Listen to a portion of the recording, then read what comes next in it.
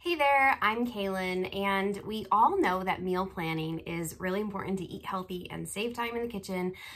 But man, do we get in meal planning ruts? Me especially. I actually love all forms of planning except meal planning. I don't know why. Maybe because I don't like cooking either. But we still gotta do it because we gotta eat, and planning is gonna make things so much better and stress-free. So this method that I am going to show you is like the best method of all the meal planning services and plans that I have tried. It's not a done-for-you service that costs money. It's completely free. It uses Google Sheets, which is Google's version of Excel. And all you have to do is spend 15 to 20 minutes to set it all up.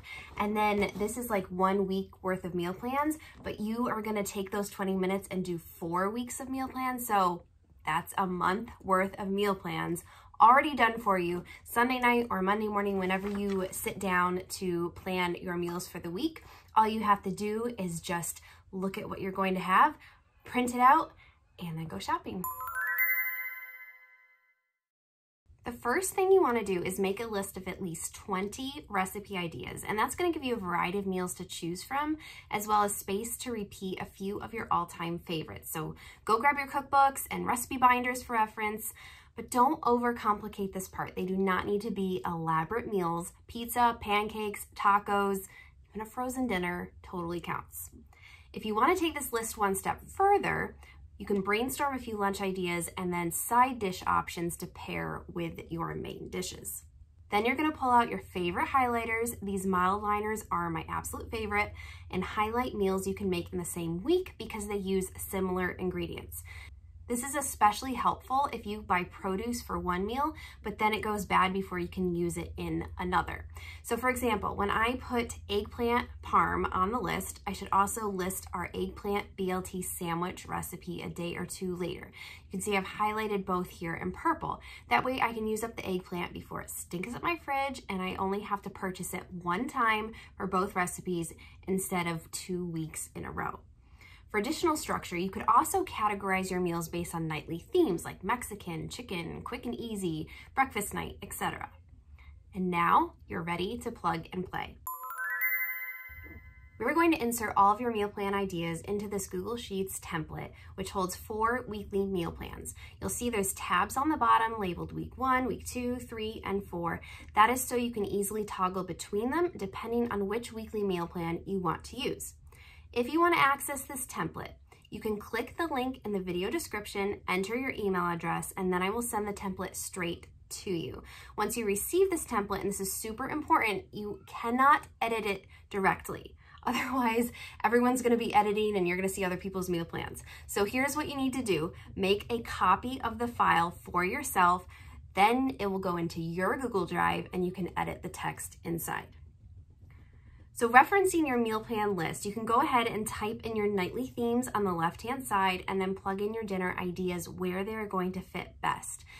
I like to add my dinners first and then go back through and add my lunch ideas, as well as specify which days are going to be best for leftovers based on the dinners that I had. I also like to leave a spot blank for my new recipe theme night and the snacks section. That's because when I print out this menu to use, I can write down which recipe I want to try and also list out all the snacks we have on hand that week, or specify which snack recipes I want to make. Those often change from week to week, and so I really like to start with a blank slate in those sections. Once you've finalized your meal plan for the week, you can go ahead and browse through your recipes and list all the ingredients that each recipe requires in your spreadsheet.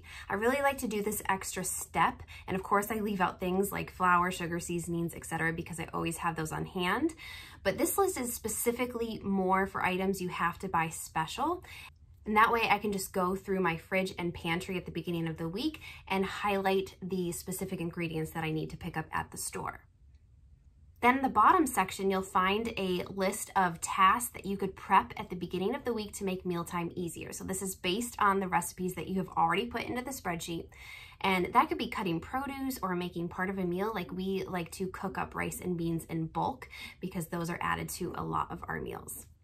Then when you're finished with everything, you will have 4 weekly meal plans ready to go. And if you want to get super ambitious, you could also add a couple more weeks by just duplicating this tab on the bottom. And then you could have 6 to 8 weeks of meal plans that you could rotate. And then on Sunday night or whenever you meal plan, just choose the meal plan that you want to use that sounds good to you, print it out, highlight all the ingredients you need to buy for that plan, and go to the store and pick them up. Now, maybe you're thinking this sounds great, but it also feels super restrictive because I just have to print out the meal plan and then follow the plan.